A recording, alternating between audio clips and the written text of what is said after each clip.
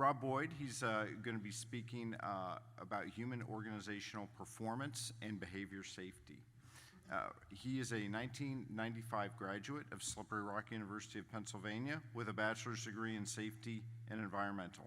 He has over 20 years of experience in the grain and feed industry, including 17 years with Cargill, where he is currently their human and organizational performance leader for the North America Corporate Environmental Health and Safety. Before joining Cargill in 2004, he worked as safety manager at, I hope I'm pronouncing this correctly, Ahold Delhaize? Okay, all right. So with that, Rob, I'm going to hand it over to you. Make sure your remote is on. Awesome, there you go. Thank you. Well, good morning, everyone. I'm certainly excited to be here with you today. For me, it's a little hot in here, so if I look like I'm hot, I am hot. So we'll just get that out of the road right now. Some of you are wondering, Slippery Rock University, is that really, truly a university? The answer is yes.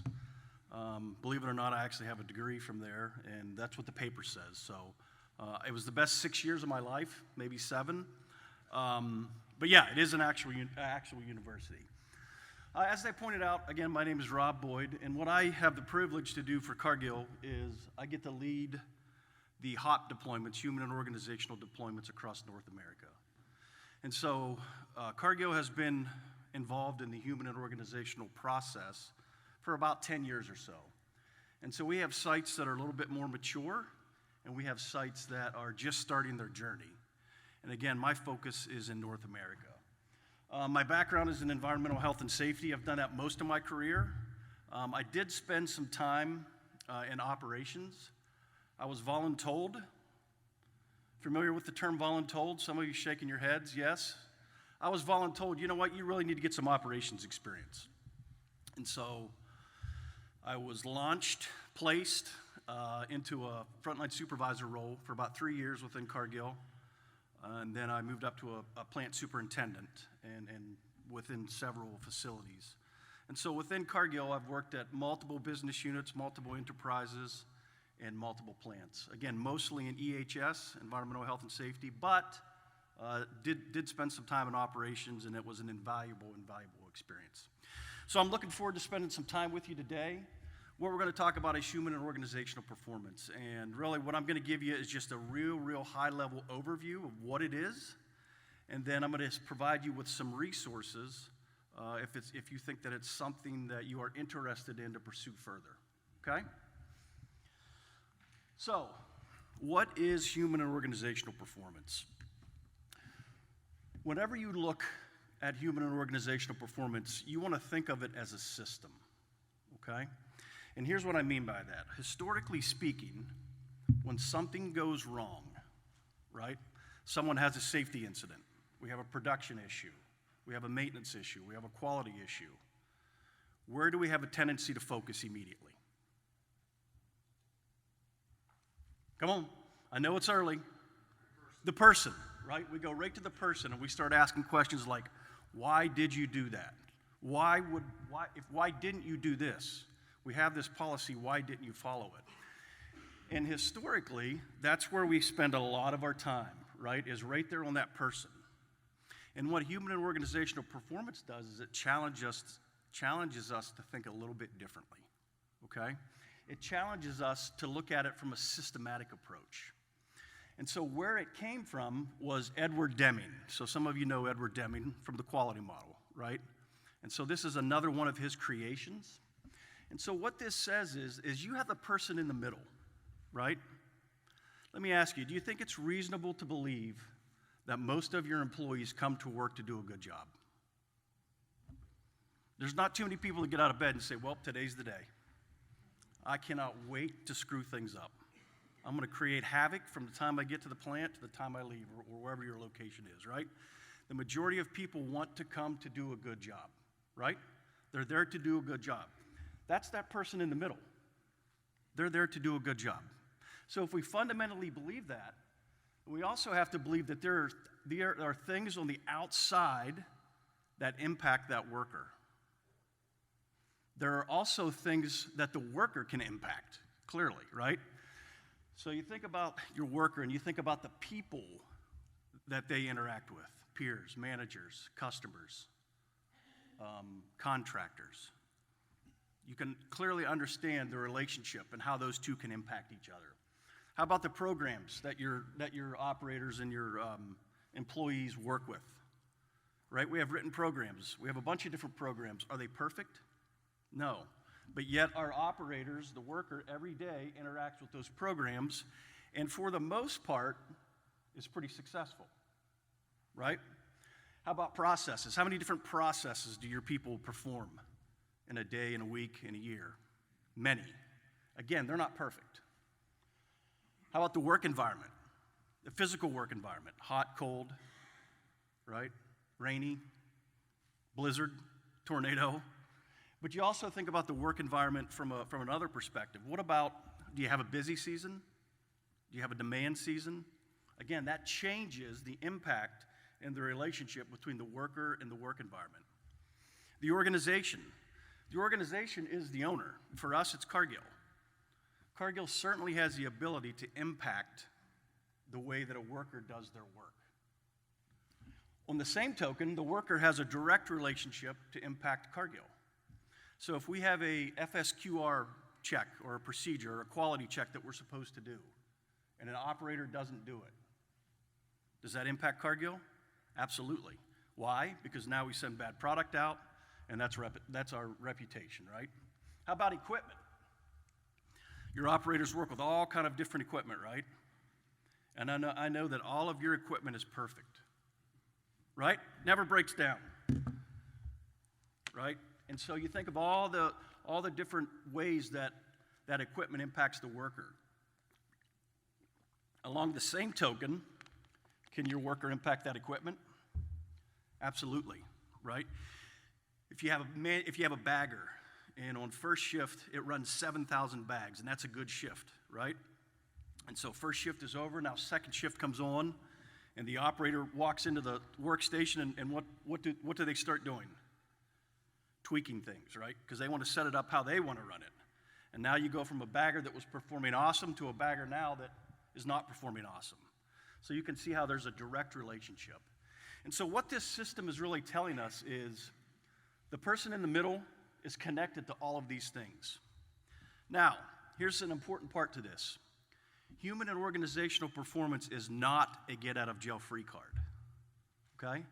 It doesn't take away accountability of the worker or the person in the middle of that system. That person is still responsible for the energy that they bring to that system, okay?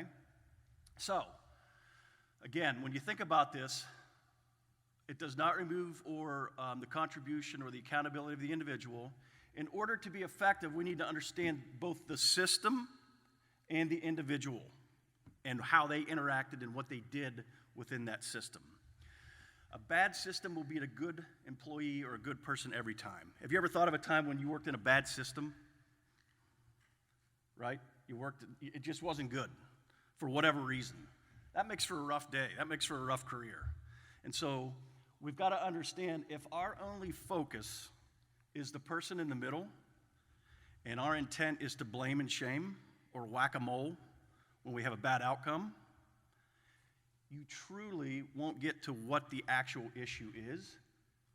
Although the issue may still contribute to the individual in the middle, 90% of events are caused by something other than just the individual. So think about that. You're in an incident investigation, you're in an RCA, you've had an upset, you missed production, you missed maintenance, you missed whatever, you had a safety incident, environmental incident. If our meeting is focused only right here, you're missing a large opportunity to actually fix or to look at other contributing factors. So that's human and organizational performance as a system. You've heard me mention the word the person in the middle, okay? That's the worker. Now, do we want the best workers? Absolutely. Do we want to train them? We want to educate them. We want to give them the experience. We want to give them the tools that they need to do their job, right? But here's the reality. Humans are error-making machines, period. And the quicker we understand that, and the quicker we accept that, we can actually get to the real issue that something didn't go right, where we had a bad outcome, okay? So what is an error? So an error is an action or inaction that unintentionally results in an undesirable or unwanted condition, leads a task or system outside of its limits. It deviates from a set of rules, standards, or expectations, okay? Humans are error-making machines. You can do all the research in the world that'll tell you. All humans, okay? Error is not a choice. You don't choose to make an error. It's not like you sit back and say, I'm going to make an error, right? It just happens, right? It's unintentional. Many of the errors that people make do not impact performance. And so what do I mean by that? You think of you're in your car or you're in your truck and you're riding down the road and you run off the right-hand side and you hit the rumble strips. Are you with me? What do? You course correct, right? You bring it back onto the road. Did that impact your performance? Not really. But if that circumstance was just a little bit different, and maybe you had a car on the side of the road, or there was a pedestrian or someone riding a bike, you run off the side of that road, could that outcome be different? Absolutely. The point here is this. Even though people make errors, if there's not a bad outcome, you can still learn from it, right? You still want to learn from it, okay? The opposite of an error is a violation. And many, many times we get these two words interchanged, violation and error. We think of them as the same, but they're not. A violation is an action or inaction that intentionally deviates from a set of rules or expectations, okay? Here's an example. I have my glass of water, I have my cell phone. I go to reach for the clicker, I knock my water onto my cell phone. Did I mean to do that from the information that I just gave you? No, right? That was unintentional, that was an error. Violation says it's something that you do with intent, okay? A couple of things need to be true when you're talking about violations. For someone to commit a violation, that person must know that a rule or standard exists, that the rule or standard applies to them, and they consciously decide to deviate from that rule or standard. It's with intent. I know the standard, I know it applies to me, I'm making a decision not to follow it. Now that sounds real bad, right? Violation sounds real bad, but there's really truth to the matter. There's often reasons why people violate. There's often systematic drivers why people violate. And we'll talk some more about that. Again, it's very rare that someone is committing a violation with the intent to harm. It's not like someone says, I know what the right thing to do, but I'm going to choose to do the wrong thing so that I can screw things up. It's not how humans operate. We often have things in our system, going back to the systems model. And we have sometimes system drivers that can create conflicts. And what do I mean by that? Have you ever had a standard that said, one standard said this, one standard said that, and if you follow both of them, you can't do the work? They contradict each other, right? And so when that happens, the worker just wants to get the work done.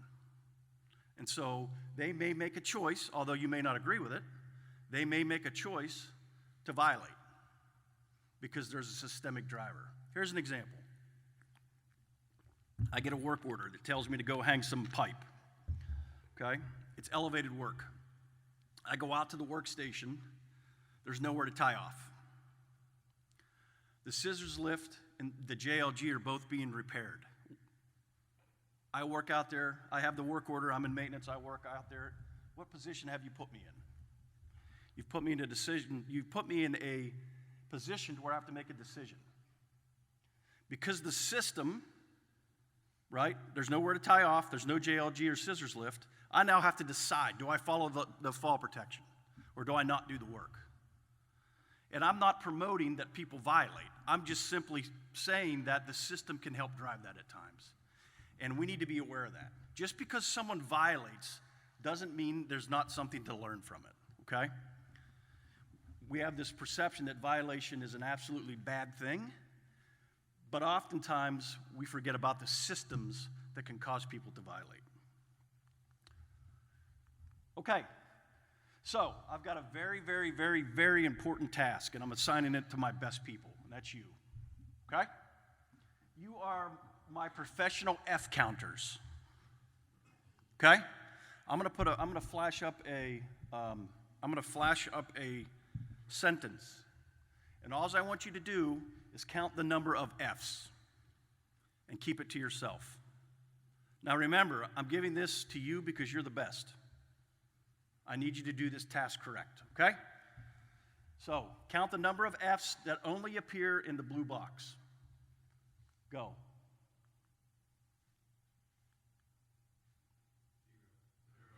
Zero. Yes, good. I am not advancing. Hello? I'm not advancing. Oh, there you go. F's only.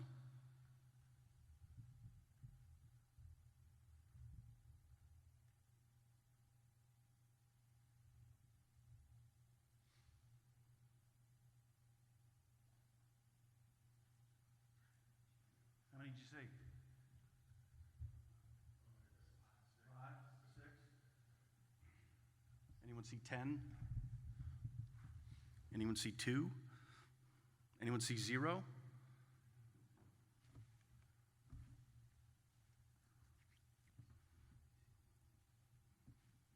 So for those of you that did not see 6, you're fired. Clearly you violated the instructions that I gave you, right? You're fired. We'll see you at the end of the day for your last pay and have a nice life. Because you violated. The reality is for those of you that didn't get it right, did you violate? Did any of you say, you know what, screw this exercise, he's crazy. I'm going to do what I want back here? No, right? No one did that. Some of you were eagle-eyed, right? You were really focused, but you still got it wrong. Did you make a violation or did you make an error? You made an error. Does that mean you're a bad person or a bad employee? No. What if I told you this piece of information? Most people miss the ofs because the F's silent. So, from this exercise, for those of you that didn't get it right, if I shared that information and we learned from that experience, and I put up another phrase, do you think you'd do better next time, now that we've shared that learning? Absolutely. You now have more information. Instead of firing you and replacing you with someone who's going to come in, and when I do this exercise with them, we'll likely have the same result and get it wrong. Wouldn't it be better to educate the people that are already good and in our system? That's what human and organizational performance is all about. It's looking at it from that systematic approach. Safety pyramid.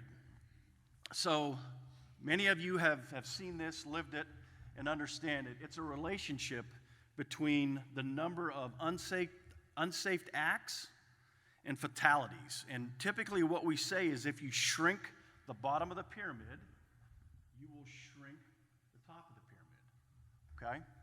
Let's talk about it from a human and organizational performance standpoint. What gets you on that pyramid? You have systematic drivers, again, the system. You have organizational weaknesses. I don't care what organization you are, you have weaknesses, okay? You have latent conditions. Those are those things that are lying dormant. You don't even know they exist yet.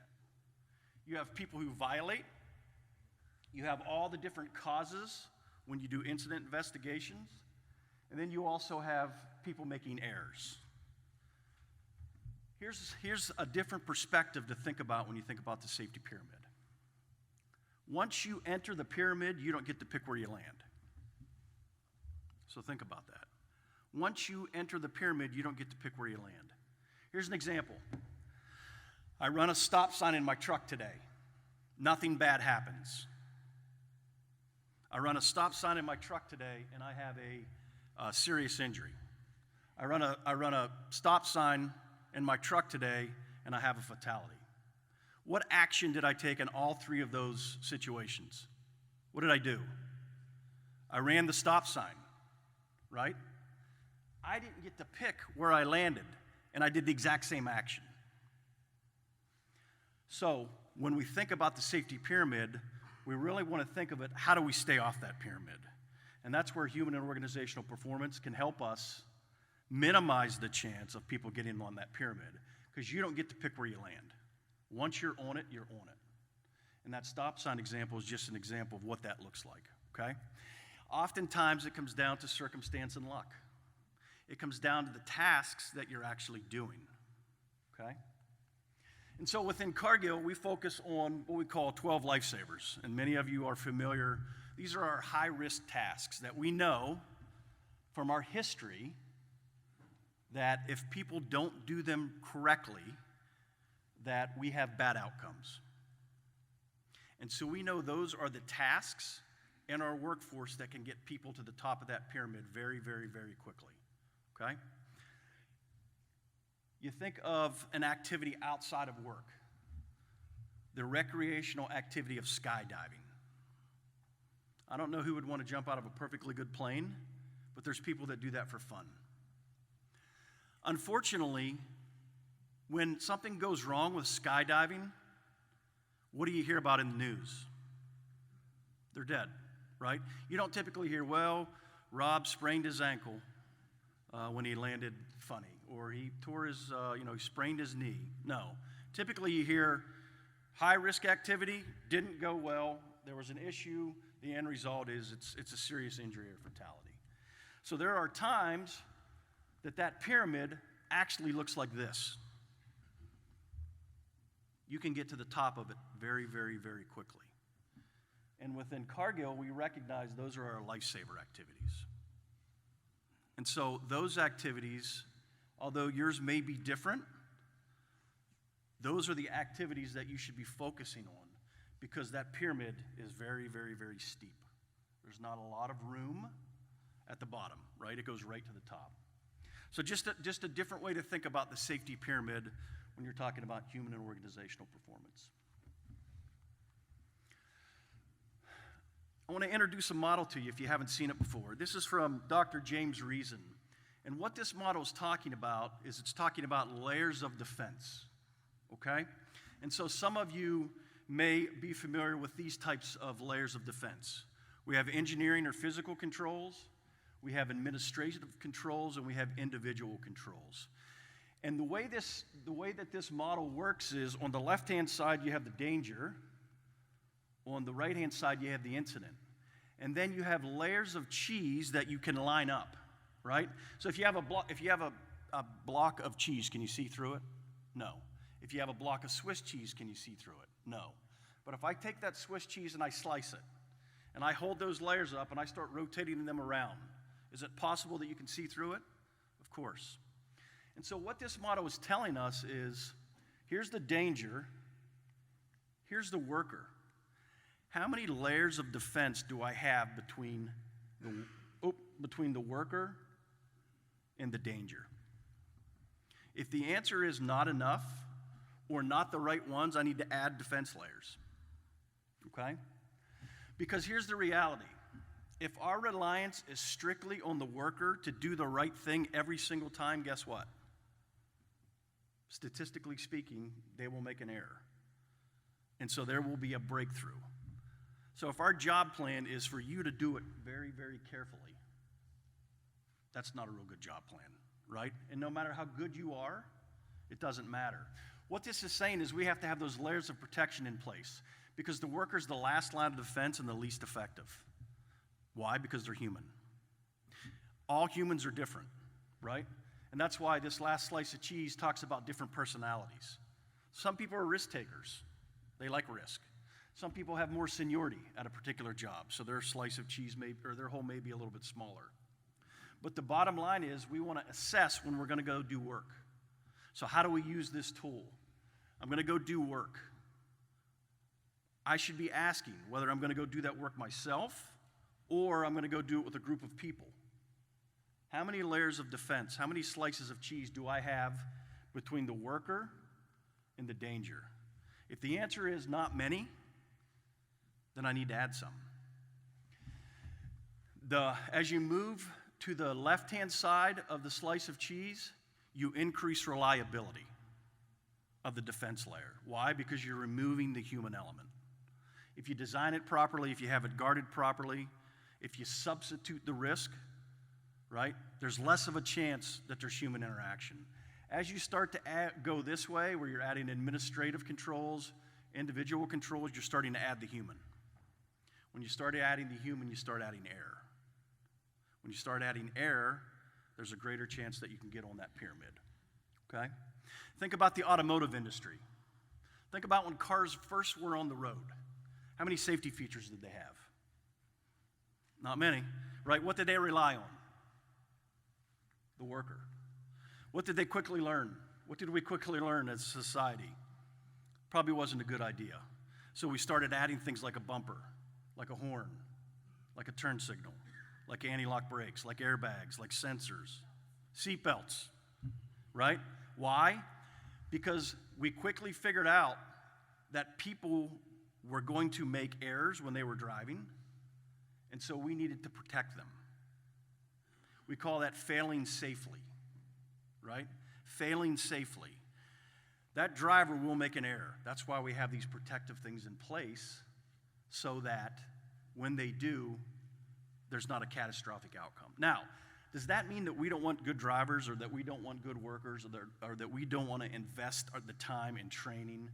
And when you talk about behavior-based safety, wanting the workers to be performing work as safe as possible, of course we do. All of that is important. But in order to have a true safety system, you've got to have those layers of defense in place. One of the things that we do when we do implementation within Cargill, so as you may or may not know, Cargill's pretty diverse, right? We have some facilities that have 6 people, and we have some facilities that could have 4,000 people at any given time. And so how do we implement human and organizational performance? We have to have a set of guiding principles. And so we follow these guiding principles, and we didn't make these up. These are principles that we've combined from James Reason and Thomas Krause. Some of you may know the name Tom Krause from behavior-based safety. But these are the principles that we follow regardless of when we're implementing human and organizational performance at a site. The first one is this: we recognize that people make mistakes. People are fallible, and even the best people make mistakes. Why do even the best people make mistakes? What kind of work do you give to your good people? The hard stuff. You reward them. You give them more, right? The better you are, the better performer you are, the harder work you get. So you're often doing work that's unsolved. And so even the best people make mistakes. Now, does that mean we throw our hands up in the air and say, woe is us? You know, people are going to make mistakes. That's just the way life is. Of course not. We know that error-likely situations are preventable, manageable, and predictable. We have tools. We can teach people to understand when they're falling into these error-likely situations, and we teach them tools and give them guidance on how to avoid falling into these error-likely situations. The organization influences behavior, and what that means is what is important to Cargill should be important and displayed to the people that do the work within Cargill. So the organization matters, right? If it's important to the organization, it should be important to the people that do the work. If Cargill didn't think lockout tagout was important, we may have some facilities that decide that, you know what, lockout tagout, we'll do it if it's convenient. Or if we have some facilities that say, you know what, this quality check, Cargill doesn't really care about quality, right? And so we don't need to do that check. If that's the organization that we have, we understand where that'll lead us. So it's got to be driven from that top down. Positive reinforcement builds trust. And so when you think about this one, as humans, we're pretty good at letting people know when they do stuff wrong, right? We call them out pretty quickly. What if we thought a little bit different about that? And what if we created a culture that said, you know what? What if we had encouragement and we reinforced when someone did something right? What's the easiest way to get someone to repeat a behavior that you like? Tell them. Tell them that you like that behavior. And so I'm not talking about formal recognition here, and formal recognition is important. What I'm talking about is your everyday language. Someone has the courage to say, you know what, this just doesn't feel right, I'm going to stop. Or you know what, are we sure we're locked down on the correct screw conveyor? Because it wasn't really clearly labeled. And so if we take the time to recognize those kind of actions, we start to build that trust. And when we build that trust, people open up. And that leads to the next, we learn from past incidents. Any organization today that wants to survive has to be a learning organization. When bad things happen, if your intent is to blame and shame and play whack-a-mole, it's just not going to work. How long have we done that, right? And have we really advanced from that methodology? The answer is probably not. The better method is let's learn from it, because the damage is done. The person's hurt, the product's lost, the customer's disappointed, right? So the damage is done. So why don't we sit down and actually understand what happened so that we can prevent it from happening again? And again, that starts with a top-down approach, right? How do we respond? How do we show up when those things happen? Remember, deviations are rarely malicious. So people just want to come to work and do their job. They want to get work done. We believe that they are not deviating maliciously. So we've crushed that mindset when we do implementations. No longer do we, before the meeting starts, do we sit in there and say, well, they just don't get it, right? We say, you know what, there's a reason they did it. Let's try to understand it. And then the last one is leadership response matters. As a leader, how you show up when a deviation occurs is mission critical, right? Does anyone love bad news? No, right? No one loves bad news. So you're not in a class of your own if you think, well, when I get bad news, it upsets me. It upsets everyone, right? The question is how do you show up? If you're a person that loses their temper and shoots the messenger, right, and you're in there just to find out who did what and how you're going to discipline them, and that's your MO, you're not going to get very far in creating a different kind of culture, right? This is one, quite frankly, that I think about. So I have a 17-year-old son, and so some of you can relate. He makes some choices that I don't agree with, right? He makes a lot of choices I don't agree with, right? And so when I think about that, I think about how do I respond when he makes a decision that I don't agree with? If he knows that immediately I'm just looking to whack him one or to discipline or to not even really get his side of the story, how forthright is he going to be moving forward? So this is a principle that I've actually started to even think about personally as I'm trying to raise my 17-year-old son. How do I show up when he does something that I don't agree with? And how do we learn from that? So these are the principles that we follow when we do implementation. So a couple takeaways for you.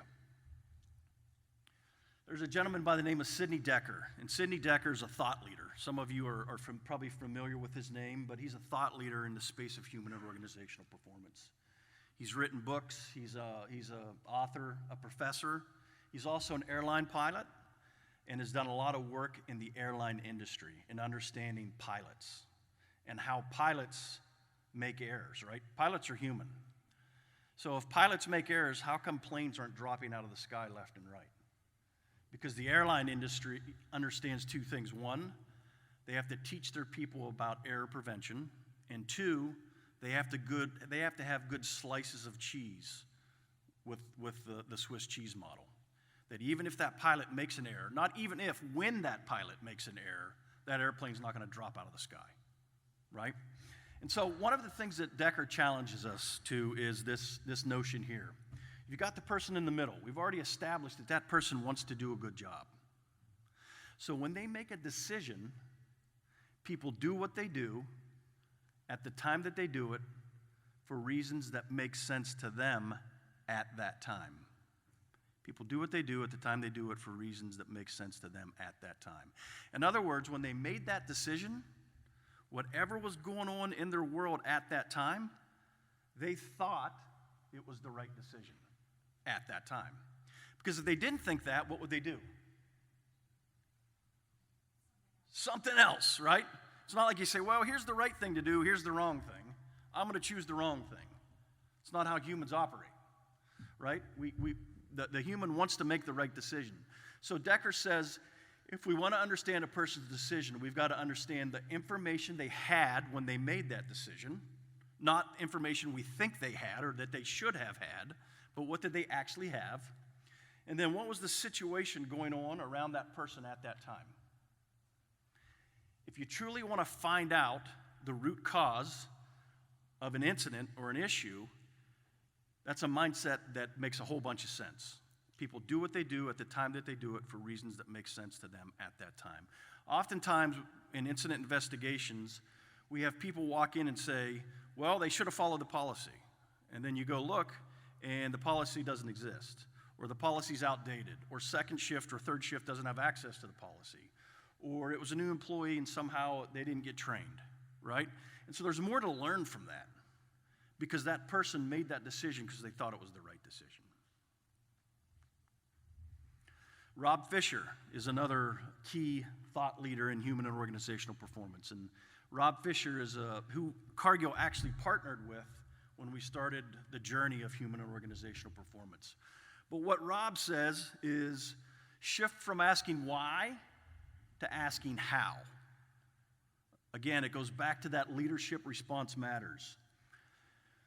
The words that we use influence the context and culture of our organization, right?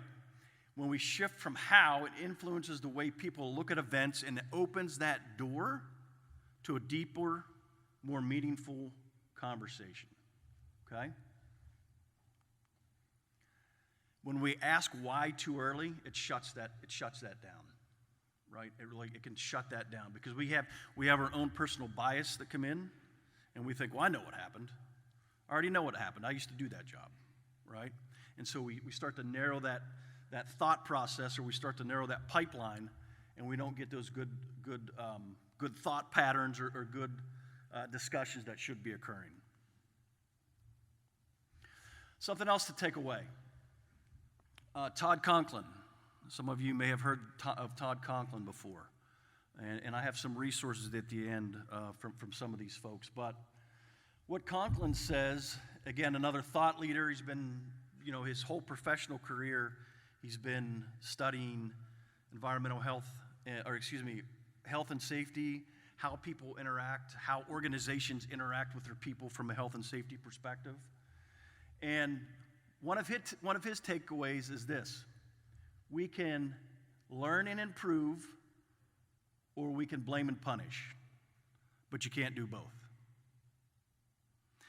If you're going into an incident investigation and you're the subject of that incident investigation, right? And I'm walking in that conference room and there's 8 people sitting around at a table. And I sit down and I know before I walk in there, the intent is to blame and punish. How forthright am I going to be? I'm not going to lie because I have integrity, but am I really going to open up to you?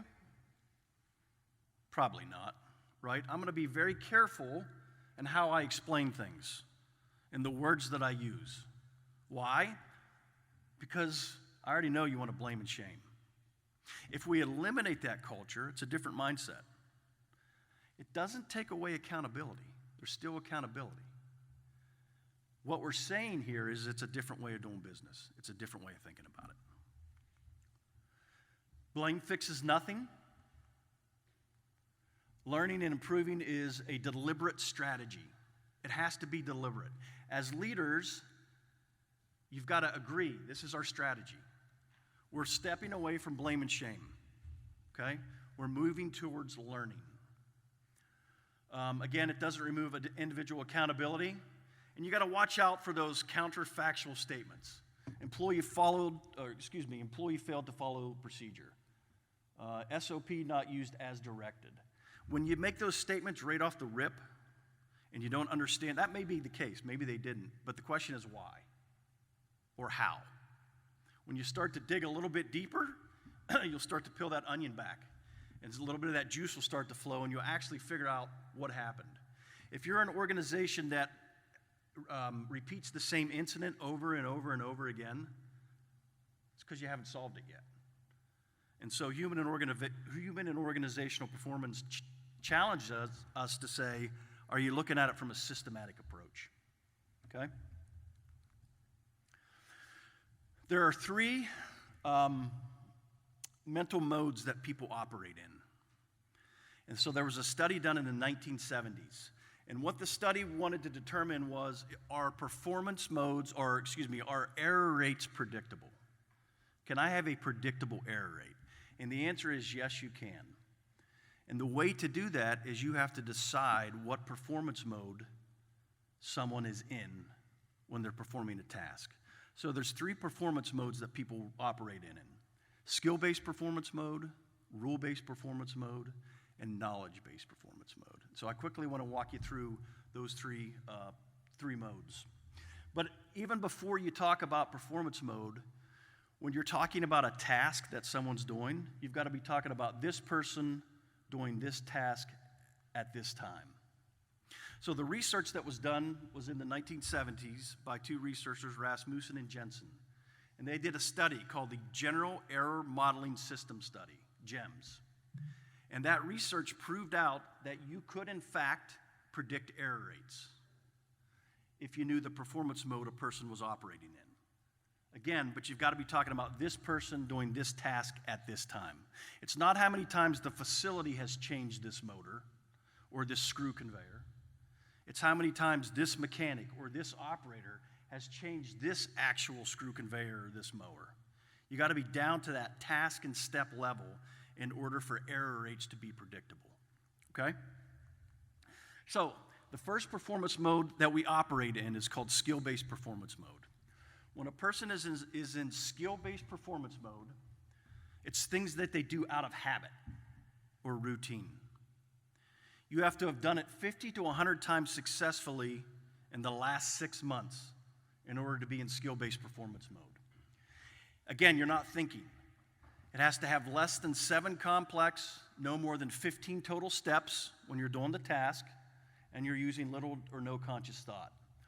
When I'm in skill-based performance mode, I have a predictable error rate of 1 in 1,000 in skill-based performance mode. What do you think? What's a task that you think you do in skill-based performance mode? Tie your shoe, right? You don't have to really think much about tying your shoe now, right? You just kind of do it. How about driving to work? For those of you that drive to a facility every day, driving to work, you're in skill-based performance mode, would you say? You ever get to work and think, how the hell did I get here? Or you pull in your driveway and think, wow, that was a blur, right? Why? Because you're in skill-based performance mode. Now, the same task, driving to work, okay? If I go to a facility within Cargill, so I travel a lot, if I wake up from the hotel and I drive to work to a facility that I've never been to before, am I in skill-based performance mode? No. Why? I haven't done it before. It has to be 50 to 100 times successfully in the last 6 months to be in skill-based performance mode, okay? So if you can understand that someone's in skill-based performance mode, you can understand that predictable error rate. The next one's rule-based. Rule-based is, I know there's a rule, I can go get the rule, and I can use the rule. So we have written rules, SOPs, job plans, owner's manuals, troubleshooting sheets, one-point lessons, right? I can go get that rule and I can follow it. So we have written rules. We have other types of items that we can use to be in rule-based performance mode. That can be someone's experience. So I don't know the answer. I'm working on a pump and I'm stuck. I don't know what to do, but I know that you have experience. So I go ask you, hey, I'm stuck. What do I do here? And you come over and say, well, here's what you do. I've just now followed rule-based performance mode. So I can use someone else's experience. I could Google it, YouTube it, right? I get some kind of a resource to help me follow that rule-based performance mode. We also have unwritten rules. Unwritten rules are those rules that exist at your facility that just aren't written down. And for the most part, they just work, right? Here's an example. You have some unwritten rules at home. Do you have a place in the garage where you park? The side of the driveway you park on, a place in the road where you park? You don't have a parking assignment sheet hanging up anywhere, do you? How about where you sit at the dinner table? Do you have assigned seating? Do you have a chart? Everyone just kind of knows, right? How about when you go in your living room? Does everyone know where your chair is? And if someone's in your chair, is it kind of like, whoa? How about the side of the bed you sleep on? You have a chart in your bedroom that says, I sleep here, you sleep there? No. It's just an unwritten rule. And for the most part, it works. If you want to test it, when you get home, jump on the other side of the bed and see if anyone notices, right? But those unwritten rules apply. So when I'm in rule-based performance mode, I have a predictable error rate of 1 in 100. Okay? And then the last performance mode is what we call knowledge base. And it's actually the opposite of what it says. It's actually the lack of knowledge. And so it's when you don't know what you don't know. Has nothing to do with your seniority, your experience, how many years you've been on the job. It simply means that you're in a situation or you're performing a task that you haven't performed before, or a situation changed and now you're in an area that you haven't been in before. When that happens, if you choose to proceed in the face of uncertainty, you have a predictable error rate of 1 in 2 to 1 in 10. Very, very high, right? Very high. And so, why is it 1 in 2 to 1 in 10? Because this is how your brain works. If it doesn't have the answer, imagine a helicopter. It'll start circling, and it'll look for a similar experience. Not exactly the same, but close. So it'll get me a little more information, but not all the information I need to be successful. So when people are in this knowledge-based performance mode, they're often problem solving. Oftentimes they're doing engineering work. They're troubleshooting. It can be those confusing situations or when people have questions. You can often tell when someone's in knowledge-based performance mode. You ever see someone looking at something like this? Or they're going like this? Where you ask them a question, they say, you know what, I'm 99% sure that's right. I think that's right. Didn't we do it that way last time? I'm pretty sure. Those are indicators that our people are could be in knowledge-based performance mode. And those are keys for us to interject and help them find a rule. Why? Because there's not too many tasks at your facilities that people do to where an error rate of 1 in 2 to 1 in 10 is acceptable, right? There are times when we start out in knowledge-based performance mode, right? Something happens and we're all stuck. What do? We start to find rules. We don't know what to do, but we do know this: we've got to lock it out. Let's call maintenance. Let's get the vendor online, right? Let's call a technician. And so you start to build those rules and work your way out of that knowledge-based performance mode. Two things happen in knowledge-based performance mode. Some people love it, right? Some people say, the bigger the problem, the better. Give it to me. The watch out for those people is they have a tendency to jump right in and not think about that risk. So we want to help them slow down and think about that risk a little bit. Some people, when they're in knowledge-based performance mode, it paralyzes them, right? They're stuck. They don't know what to do. We need to give those people the help and information and get them into some kind of a rule-based guidance so that they're able to proceed and do the tasks successfully. The other thing about knowledge-based performance mode is you can't think your way out of it. Time is not your friend. And what do I mean by that is I can give you 10 days to think about it, right? If today I said to you, no GPS, no road signs, no cell phones, you can't stop and ask questions, you have nothing. But I want you to drive to the greatest football stadium, NFL stadium in North America, home of the Pittsburgh Steelers. Come on. Could you do it? No? But listen, I'll give you, you go out in your car and truck, go out to your truck and sit for 2 days and think about it. He's not going to be able to do it. Why? He doesn't have the resources. What does he need? He needs resources. Time doesn't help him. Now, if I said, hey, here's GPS, right, and here's a map, and here's your cell phone back, now I'm giving him rules, right, and he's going to think differently and act differently to be able to complete that task. So, skill-based, rule-based, knowledge-based with your keywords and your predictable error rates. One thing about it is we constantly shift between performance modes, and what we teach people is to understand when you make that shift. I could start a task that I've done before, right? I'm going to change a motor. I'm going to change a pump. And when I do that, I've done it before, I'm in rule-based performance mode, but all of a sudden, something happens, and I go, that didn't go right. So I shifted from rule-based to knowledge-based like that. And so we teach people to understand when you shift, how do you get yourself into a better place, or how do you decrease the chance of an error, right? So we want people to learn these performance modes so that they can prepare better. Performance modes are neither good nor bad, right? They just are what they are. They just give us an indication and a predictable error rate. Performance modes can help us understand where we have a higher risk for failure. So if we're going to go do a job or we're going to go do a task and there's 3 of us going to go do it and we all look at each other and go, you know what, we haven't done this before. We probably ought to come up with a pretty good game plan as opposed to just start ripping into it, right? We should invest some time up front to ensure that we have a good game plan so that we have success, whatever that task is. There's a natural bias towards skill-based performance mode. Most people think they're in skill-based performance mode, right? I'm a mechanic. I'm an operator. I operate this equipment. I'm in skill-based performance mode. Well, you got to be talking again, have you done it 50 to 100 times successfully in the last 6 months? Is it less than 7 complex, no more than 15 total steps? If it's not, then you're not in skill-based performance mode, okay? Remember, it's about this person doing this task at this time.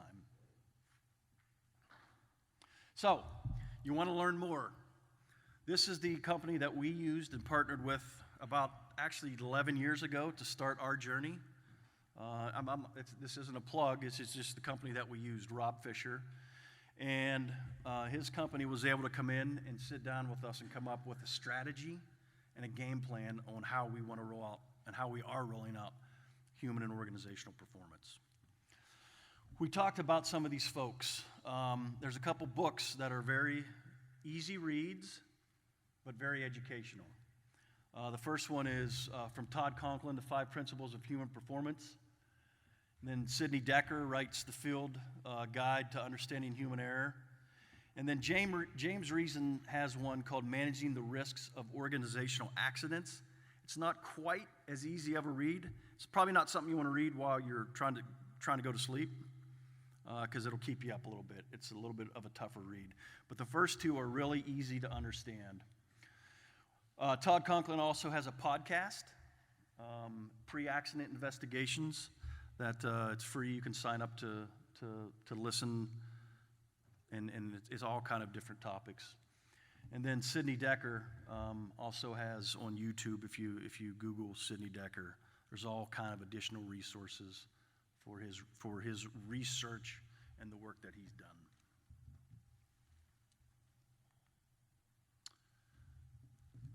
And that's it. All right.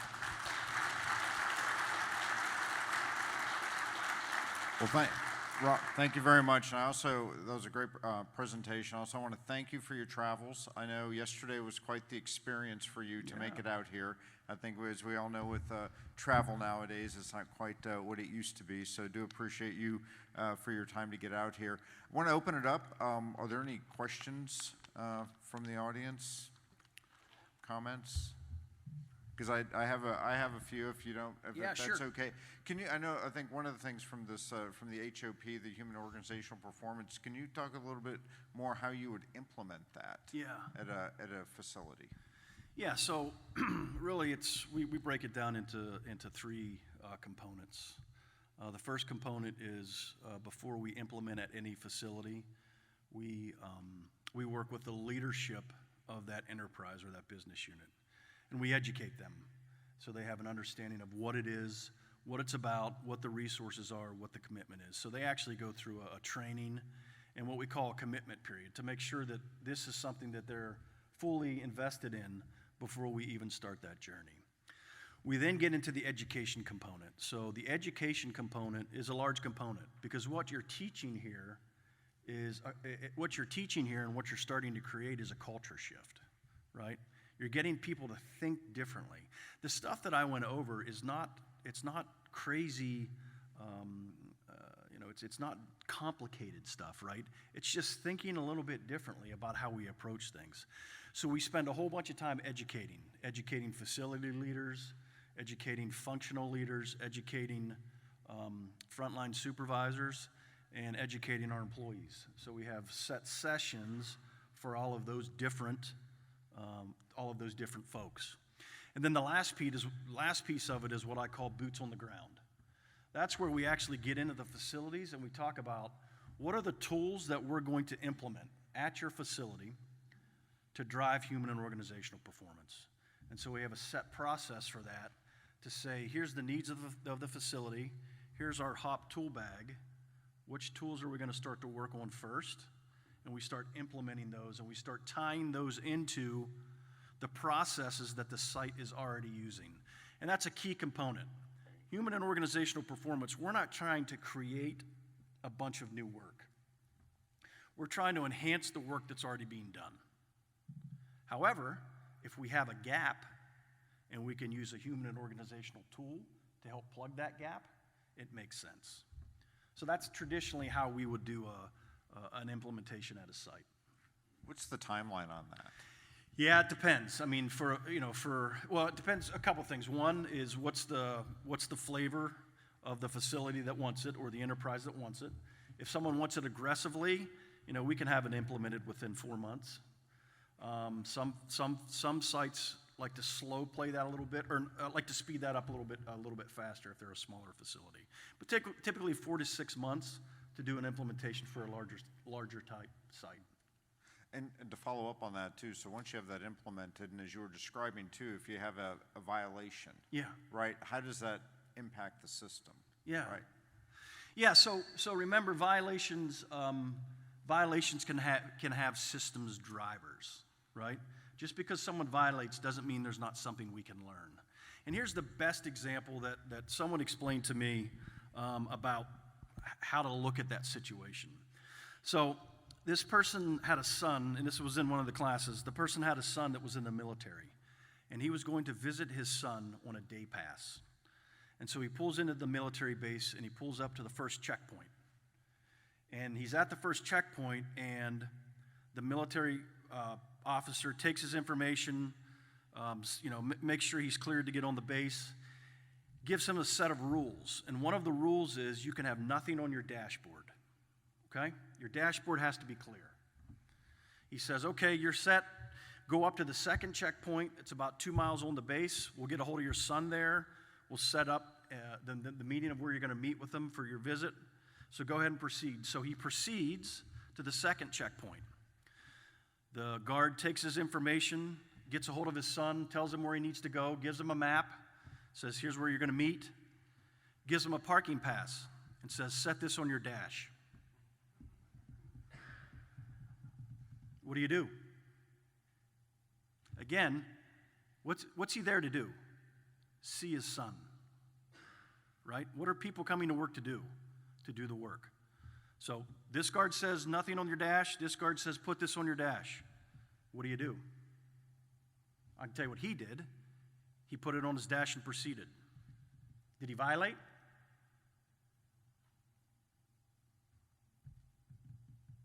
Yeah. He violated the first rule, right? Again, you had conflicting rules. So What's to learn from that? He violated, yes. However, is there a systemic driver there? There's clearly a disconnect between the first checkpoint and the second checkpoint. And if we don't clean that up, whoever the next visitor is, the same thing's going to happen, right? So that's an opportunity for that. Great. Are there any other questions for Rob? Okay. Well, All right. thank you very much. Thank you. I appreciate your time.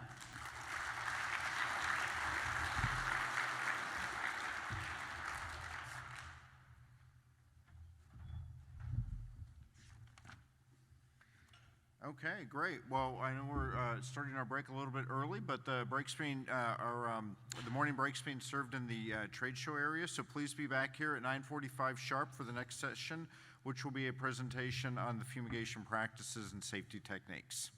Thank you.